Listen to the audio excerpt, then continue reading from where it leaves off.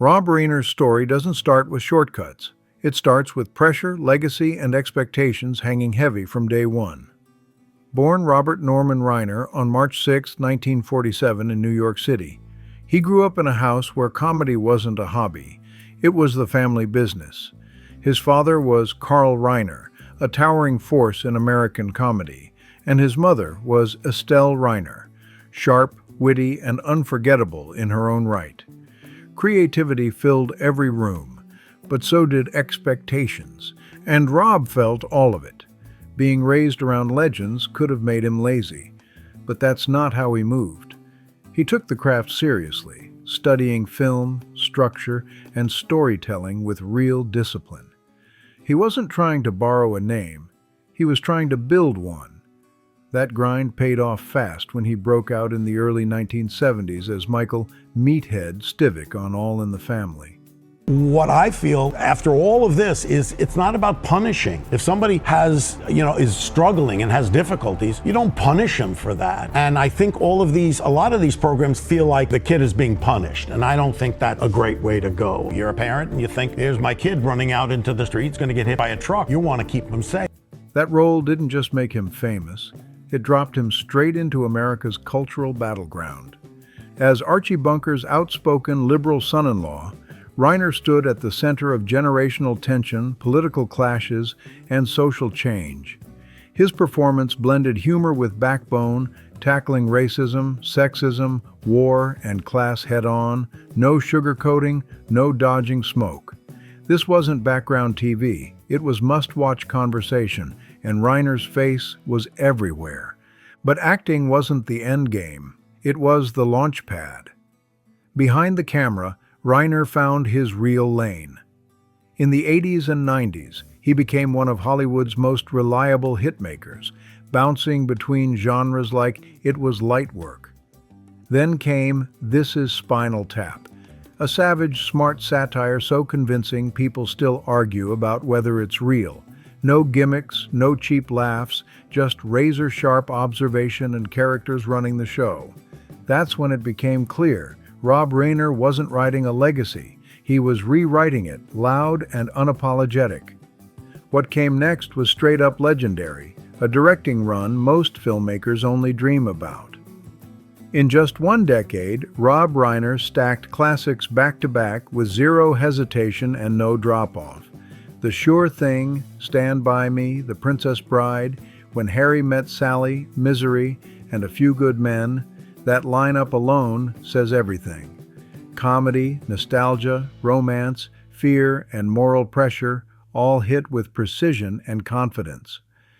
Very few directors could jump from a raw, coming-of-age story like Stand By Me to a fantasy adventure as beloved as The Princess Bride without missing a beat.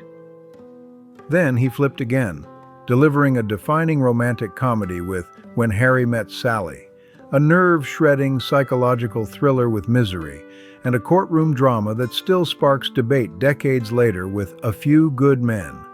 All of it landed hard. All of it lasted. The secret wasn't luck. It was control of story and respect for character.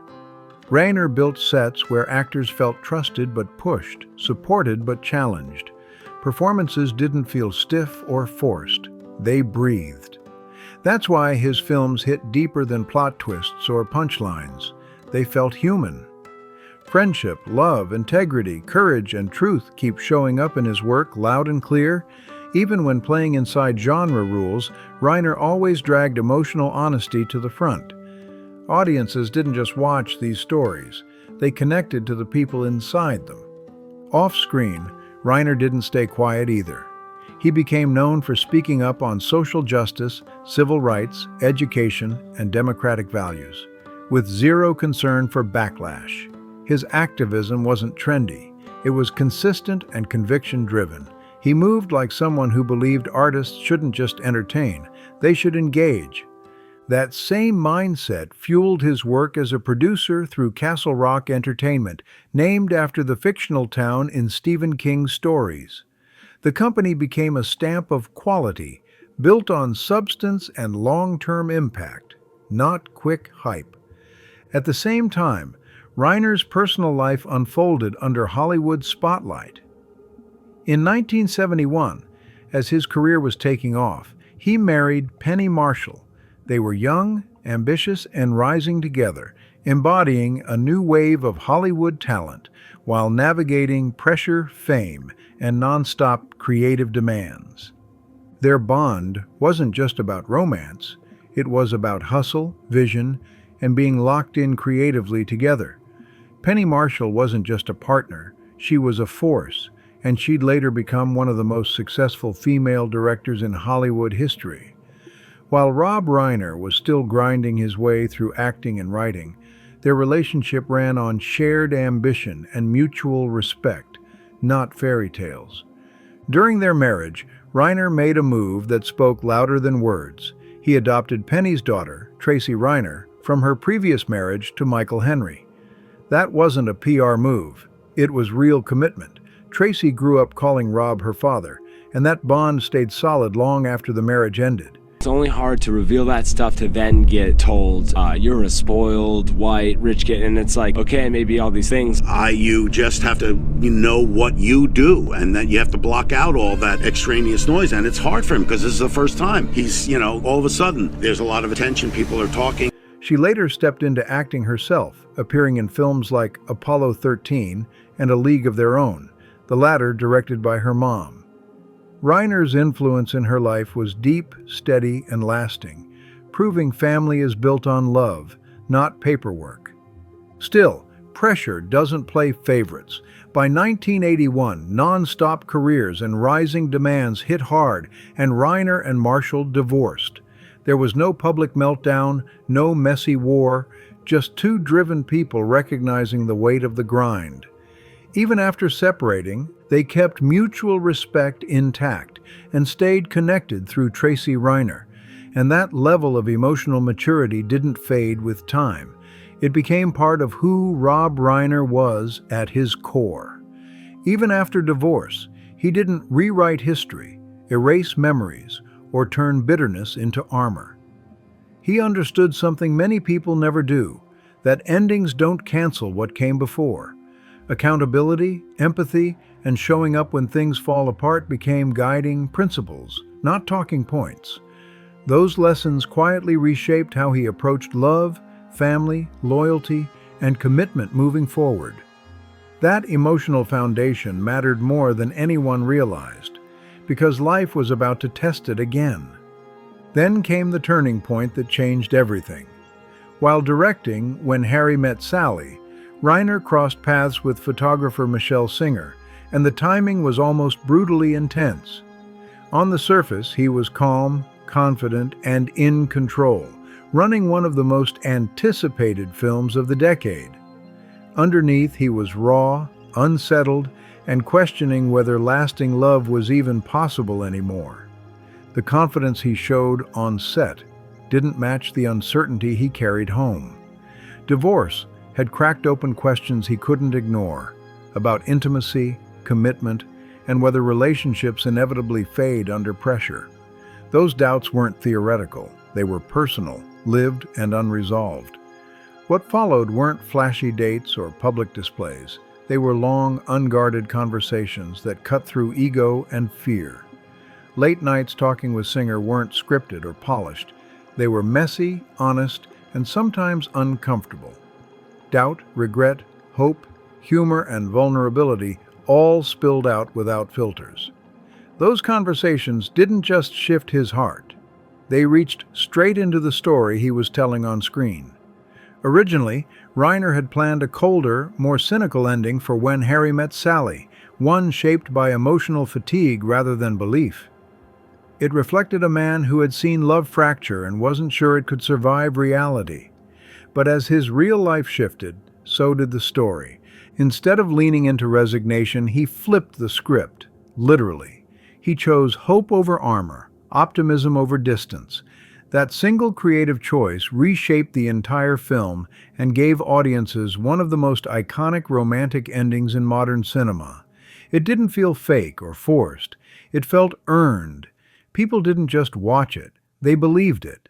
That belief came from truth, not fantasy.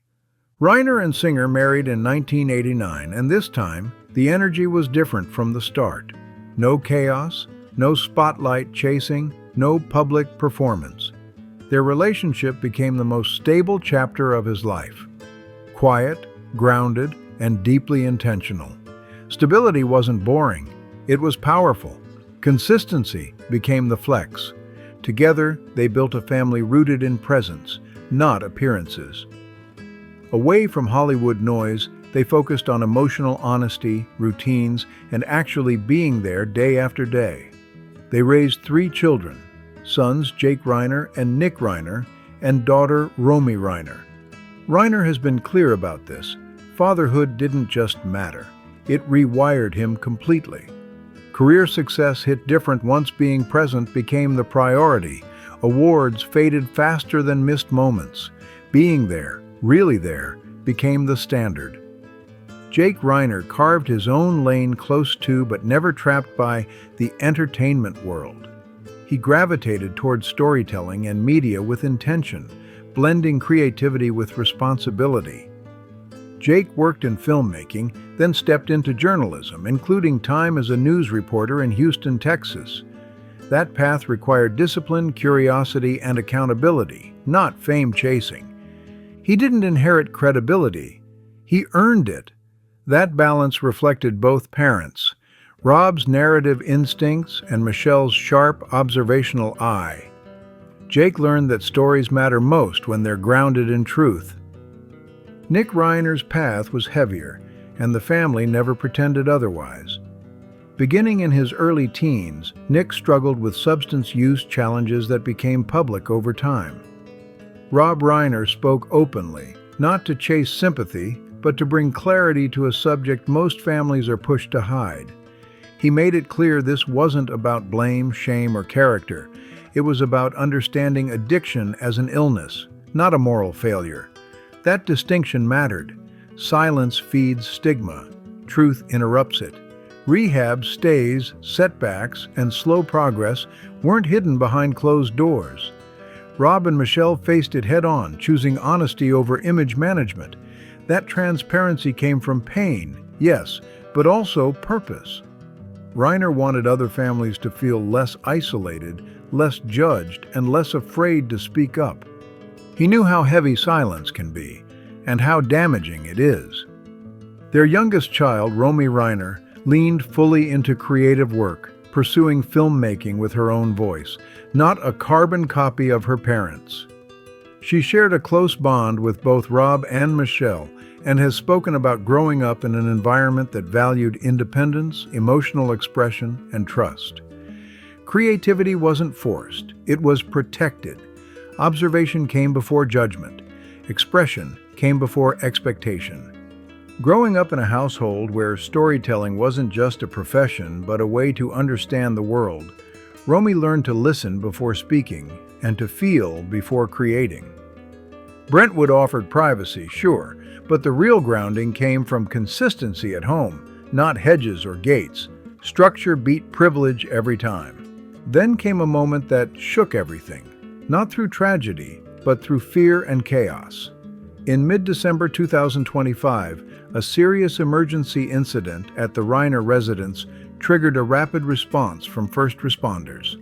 Sirens cut through the quiet, confusion spread fast, and speculation exploded online within minutes. Misinformation raced ahead of facts. Claims went viral before confirmation. Emotionally explosive rumors flooded timelines and group chats. Authorities later confirmed that reports of deaths were untrue. Rob Reiner and Michelle Singer were alive. But the emotional toll didn't vanish just because the claims were false. The family asked for privacy while processing the shock and the damage caused by reckless speculation. For Romy Reiner, the moment was sobering.